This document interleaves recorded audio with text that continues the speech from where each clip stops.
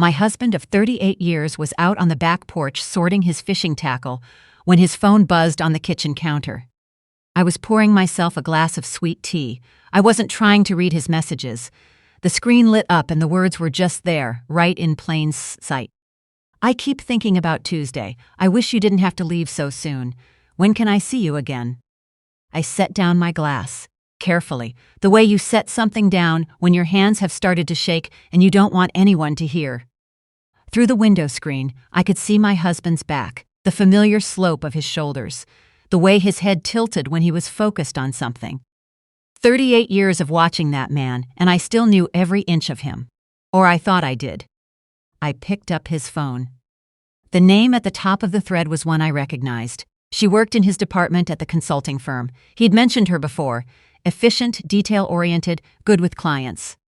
I had nodded along. I had believed him. I scrolled up. I wish I could tell you I didn't read the whole thing, but I did. I won't describe what I found.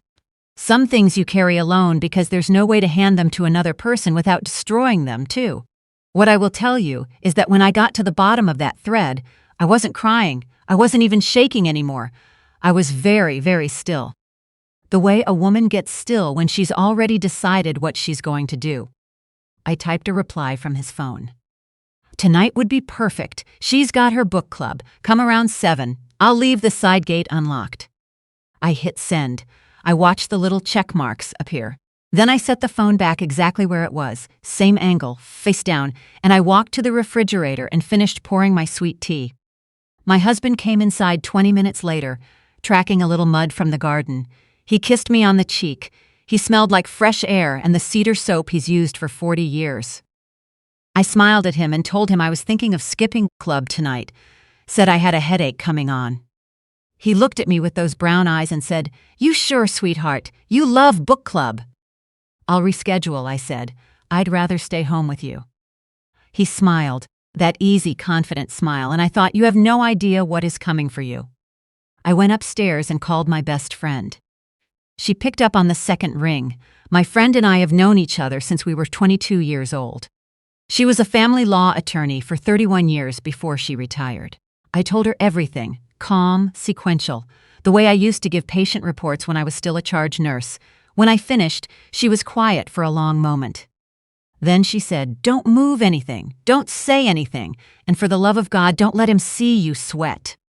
I told her I wasn't sweating. She said, "Good, that's what scares me." We made a plan. I had 2 hours. I got to work. At 6:30, my husband was in his recliner watching the evening news. I was in the kitchen arranging a cheese board. I had no intention of eating, my ears tuned to every sound. The house was clean. The good lamps were on. I had changed into the silk blouse I saved for dinner parties and put on the pearl earrings my mother left me. I wanted to look like exactly what I was, the woman who belonged in this house. At 6:53, I heard footsteps on the brick path along the side yard. The little gate latch clicked open. My husband didn't hear it over the television, but I heard it. I walked to the front door before she could knock. I opened it. She was younger than I'd imagined. Late 40s, maybe. Well put together. She was holding a bottle of red wine with a little gift bow on the neck, and she was wearing perfume I could smell before she even stepped onto the porch. When she saw me standing there, the smile she'd had on her face, practiced, expectant, dissolved completely. She said my husband's name like a question. I said, "He's in the living room. Come on in." And I stepped aside. I watched her face while she processed what was happening. I spent 31 years in a hospital environment. I know what shock looks like on a human face. I let her stand there in my foyer for just a moment longer than was comfortable. Then I called out toward the living room. "Sweetheart, your coworker is here. Come say hello." The silence that followed was the most satisfying sound I have ever heard in my life. My husband appeared in the doorway. When he saw her, the color left his face so fast it was almost clinical. He looked at her, then at me, then back at her, and his mouth opened and closed like a man who had forgotten every word he ever knew. I took the wine bottle from her hands gently. "How thoughtful," I said. "We'll open this." I sat them both down in the living room, my husband on the sofa, positioned where I could see him clearly, his coworker in the armchair across from him. Then I excused myself to the kitchen. I was gone for exactly 4 minutes, long enough for the silence to become unbearable. Long enough for her to look at him with those panicked eyes and for him to stare at the floor and give her absolutely nothing. I wanted her to see that. I wanted her to understand, in those 4 minutes, what kind of man she had attached herself to. One who could not even look her in the face when things went wrong. I came back with a tray. On it were 2 glasses of the wine she'd brought, poured into the crystal my husband and I received as a wedding gift 38 years ago, and 1 plastic cup of water. The kind we keep under the sink for the grandchildren's soccer games. I set the crystal glasses on the coffee table, one in front of my husband, one at my seat beside him. Then I set the plastic cup in front of her. She looked at it. She looked at the crystal. She did not say a word. I sat down next to my husband and rested my hand on his arm. He went rigid as a fence post, but he didn't pull away. He knew better. "So," I said pleasantly, "how long have you been with the firm?" She told me, 6 years. 6 years, I repeated. "And my husband speaks so highly of you. Doesn't he always say you're the most organized person in the department?" I looked up at my husband. He said yes, just that one word like it cost him everything he had. I patted his arm. He's always valued loyalty in the people around him. It's one of the things I've admired most about him, actually. His sense of integrity. I felt him flinch under my hand. Good. She reached for the plastic cup. Her hand was steady, I'll give her that, but her jaw was tight. I kept talking. I talked about our plans to visit our daughter and her children next month. I talked about the sunroom addition we were finally saving enough to build onto the back of the house. I mentioned that my husband's brother and his wife were coming for Thanksgiving, same as always, and that we'd probably finally make that trip to Portugal in the spring. 38 years of a life, laid out like a smooth, uninterrupted tablecloth with no room for anyone else at the table. Her eyes got very bright, not happy bright, the other kind. I turned to her and said, "You know, I keep telling him he works too hard. I worry about the pressure he carries. Does he seem stressed to you, from what you see at the office?" She blinked. He seems fine." "Does he talk about home much?" I asked it like I was genuinely curious. "About us?" I watched her decide what to say. I watched her choose. She said, "Sometimes." "I hope it's good things," I said warmly. Then I turned back to my husband. "You do say good things, don't you, sweetheart?" He said, "Of course." I smiled at him and kept smiling until he had to look away. Then I got up and went to the bookshelf by the window. I took down the album, the big one, navy blue cover, 38 years thick. I brought it back and set it on the coffee table between us. "I've been meaning to go through this," I said. "Our youngest granddaughter wants copies of the old photos for a school project." I opened it. There we were. 24 years old, standing in front of a church, me in my mother's altered dress, his face so young it almost hurt to look at. I turned the page. Our first apartment. The drive we took when we had no money and no plan but each other and thought that was enough. The first house. The children. Page after page of an ordinary, faithful, hard-won life. She sat across from me and looked at those photographs. I watched something in her face slowly come apart. "Here's Savannah," I said. "We went for our 30th anniversary. Do you see that little restaurant behind us?" He made the reservation 6 months ahead of time. I glanced at my husband. "Do you remember how it rained the whole week and we didn't even care?" He said quietly, "I remember." And for just a second I saw something real move across his face. Not performance, but actual grief. Good. He should grieve. He should understand. Sitting here in this room with these photographs spread open between us, exactly what he had been treating as disposable. She put the plastic cup down on the table. Her hands were in her lap now, knotted together.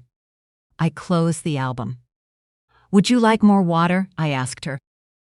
She shook her head. I said, "Let me ask you something, and I hope you'll be honest with me, woman to woman." I set my crystal glass down gently on the table. "When you drove over here tonight, what did you think was going to happen?" The room went very quiet. She didn't answer. She couldn't. "I'm not asking to be cruel," I said. "I'm asking because I don't think you're a stupid woman, and I'd like to understand how a not stupid woman convinces herself that this," I gestured at the room, "the photographs, the space between us all, was ever available to her." My husband put his face in his hands. She whispered, "I didn't know." You knew, I said gently. You knew exactly. I stood up. I picked up the wine bottle from the tray. Thank you for bringing this. It's a lovely bottle. I walked to the front door and held it open. I think we're done here. She picked up her purse. She didn't look at my husband when she walked past him, and he didn't look at her. Whatever they had between them could not survive 10 minutes in the same room as 38 years of a real marriage. Somehow I had already known it wouldn't. I walked her to the door. She stepped out onto the porch. The evening air was soft. She looked like she might say something. I spoke first. I am 63 years old, I said. I raised 3 children. I buried my mother-in-law, and my dearest friend from college. I have worked night shifts. I have held people's hands while they died. I have driven 400 miles alone in a snowstorm because someone needed me. I looked at her steadily. I have built a life that is solid all the way through. Whatever he told you about this marriage, whatever door you thought was open, it was never open. And it is certainly not open now. She nodded just once. I said, drive safe. I watched her get in her car. I watched until her taillights disappeared at the end of the street. Then I went back inside, closed the door, and stood with my hand on the knob for a long moment, listening to the silence of my house. My husband was still on the sofa. He hadn't moved. I went to the kitchen. I lifted the lid off the slow cooker, the pot roast I had put in that morning, with the pearl onions and rosemary, the one he'd been smelling all day, and complimented me on twice. I picked up the whole ceramic insert, carried it to the back door, and set it outside on the porch step. My husband appeared in the kitchen doorway. He watched me do it. He didn't say a word. I turned around and looked at him. I cooked that for 38 years, I said. For a man I believed in, I don't cook for liars. His eyes filled. He said my name like a prayer. Don't, I said. I went to the bedroom and sat on the edge of the bed in the quiet. I could hear him in the kitchen, moving around, the soft sounds of a man who doesn't know what to do with himself. After a while he came and stood in the doorway. He said he was sorry. He said it was a mistake. He said all the things they say. She meant nothing. It was only a few times. He didn't know how it happened. He would do anything. He sat down on the floor at my feet, which is not something I have ever seen him do in 38 years, and he wept the way old men weep. Ugly and unpracticed, like they've been holding it so long they've forgotten how. I let him. When he was quiet, I said, I have been a faithful wife since the day I married you. I have never looked at another man. I have never entertained the idea. Not once. I looked at him. Was it worth it? He shook his head. I'm not asking for an answer tonight, I said. I need you to sleep in the guest room. I need you to give me time to think. And I need you to understand that thinking is not the same as forgiving. He nodded. He got up. He left. The next morning I drove to my friend's house and sat at her kitchen table and told her everything. She listened the way she always has, without rushing in, without trying to fix it before I was finished. When I was done, she poured us both more coffee and said, What do you want to do? I told her I didn't know yet about my marriage. That would take longer and more prayer and more honesty than I had energy for that morning. But there was something I had already decided, not about my husband, that was a longer road. About her. About the woman who had driven to my house with a bow on a wine bottle and fully expected to spend an evening with my husband while I was presumed to be elsewhere, drinking bad wine and discussing someone else's novel. My friend and I spent 2 hours that afternoon going through what I had. The message thread I'd photographed from his phone, the bank records, dinners, a hotel charge, one transaction at a jewelry store I had assumed was for our granddaughter's birthday. We organized it into a document, clean, factual, without a single word that could be called hysterical. My friend spent 3 decades in courtrooms. She knows how to write something that cannot be ignored. We did not post it anywhere public. That was never the point. I am 63 years old. I did not want an audience. I wanted precision. His firm had a conduct policy in the employee handbook which she had signed, relationships between supervisors and subordinates, financial transfers, use of company resources and time. We sent the document to the managing partner on a Monday morning at 9 a.m. sharp. I did not feel triumphant when I pressed send. I felt tired and clear. Those are not the same thing as happy, but they are something solid to stand on. What happened after that, I learned slowly from my husband, who told me because I asked him to and because he had decided that honesty, late as it was the only currency he had left. She was placed on administrative leave within 48 hours. The investigation took 3 weeks. There were other concerns that came to light, things that had nothing to do with me and everything to do with who she had decided to be in that workplace. When it was over, she was let go. She left quietly, which surprised no one who had seen her face in my living room that night. My husband resigned before they could ask him to. He said it was the only right thing. He is 67 years old. His reputation is part of who he is in this town. He knows what happens to a man's name when something like this comes to light. He came home and told me he had cleared out his office, and he said, "I understand if that changes nothing between us." I told him it changed some things. Not everything, some things. We are in counseling now. Thursday afternoons, a woman with kind eyes who asks the kind of questions neither of us would have thought to ask each other after 38 years. My husband does the homework she assigns. He does it without being reminded. I don't know yet if what I'm watching is love or guilt or a man trying to salvage what remains. I am 63 years old. I have learned the hard way not to require certainty before I take the next step. My friend came over last Saturday. We sat on the back porch in the cool evening, and she opened the wine, the very bottle the coworker brought with her beau, and we drank all of it. It turned out to be a genuinely good bottle. I told my friend that, and we both laughed until there were tears running down our faces. There is a woman who reached out to me about 6 weeks ago through a mutual friend. My friend had shared what happened, names changed, details altered, with a small group of women she mentors. This woman wrote to say that reading it had given her the courage to stop pretending everything was fine in her own marriage. She said she didn't know that calm was an option. She had thought her only choices were to explode or to go silent. I wrote her back and told her that staying calm is not the same as being okay. It is not the same as forgiving, it is not weakness, and it is not the same as being finished.